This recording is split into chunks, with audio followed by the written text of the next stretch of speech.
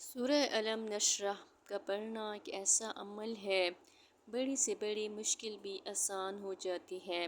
آپ اس پر عمل کرنا شروع کر دیں، یقیناً آپ اس کے بہت ہی اچھے ثمرات پائیں گے۔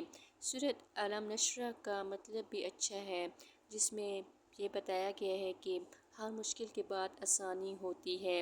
یقیناً مشکلات آتی رہتی ہیں، لیکن اللہ سبحانہ و تعالیٰ مشکلات کو آسان کر دیتے ہیں۔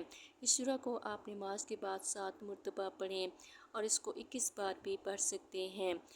آپ پڑھیں گے انشاءاللہ تعالیٰ آپ کا جو بھی مسئلہ، جو بھی پریشانی ہوگی وہ حل ہو جائے گی اور مجھے آپ دعائیں دیں گے۔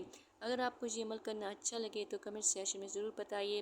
ویڈیو کو لائک، چینل کو سبسکرائب کر دیجیے تاکہ اس طرح کی مزید سورہ آپ کو ملتی رہیں اور دعائیں آپ کو ملتی رہیں۔ مجھے اپنی دعا میں یاد رکھیے۔